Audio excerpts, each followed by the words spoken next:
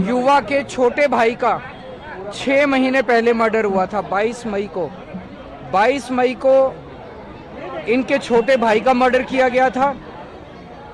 जब छोटे भाई का मर्डर किया गया तो इनके परिवार ने लिख के दिया था पुलिस को कि इन लोगों से हमें पूरे परिवार को खतरा है, हमें सुरक्षा दी जाए और हमें इन लोगों से बचाया जाए।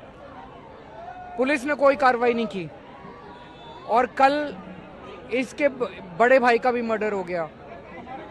ये बेहद दुख की बात है कि ये चल क्या रहा है। यहाँ पे जब मैं अभी इनसे मिलने के लिए गया तो पता चला वहाँ पे कई सारे लोकल लोग मौजूद थे।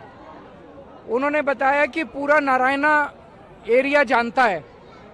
ये 5-7 लड़के हैं जिन लोगों ने पूरे इलाके के अंदर गदर मचा रखा है, सबको परेशान करते हैं, लेकिन पुलिस कुछ नहीं कर रही है।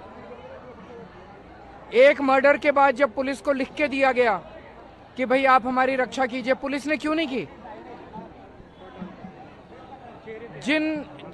जिस शख्स का मर्डर हुआ कल उसके परिवार के लोग दुख की वजह से, दहशत की वजह से और प्रोटेस्ट करने के लिए उनकी लाश को लेके बैठे हुए थे, तो पुलिस ने उन पे डंडे बरसाए उनके परिवार के लोगों के ऊपर।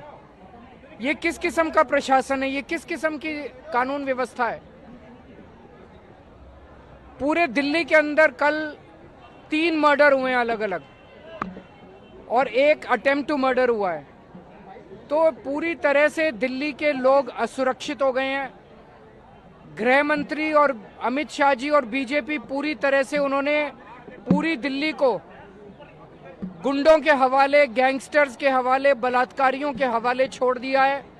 लोगों की रक्षा करने के लिए कोई नहीं बचा है और लोगों को समझ नहीं आ रहा है कि लोग कहां जाएं।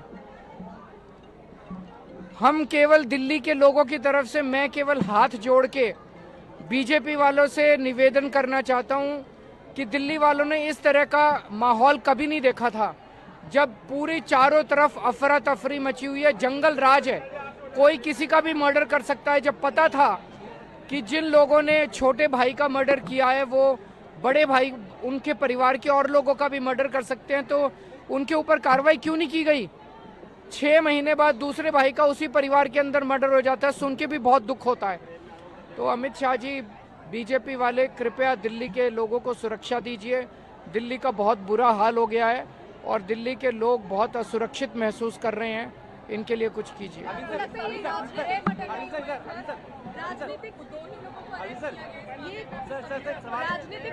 कहीं कोई एक्शन नहीं हो रहा है।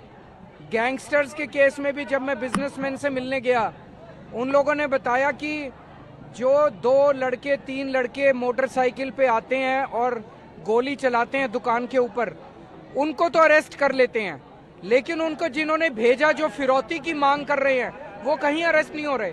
जो एक्चुअल गैंगस्टर्स हैं वो कहीं अरेस्ट नहीं हो रहे। गैंगस्टर्स के नाम सबको पता है, कौन गैंगस्टर्स हैं जो दिल्ली के अंदर जिन्होंने, वो कहीं अरेस्ट नहीं हो रहे। यहाँ पे जो लोग हैं वो उनके खिलाफ कोई कार्रवाई नहीं हो रही।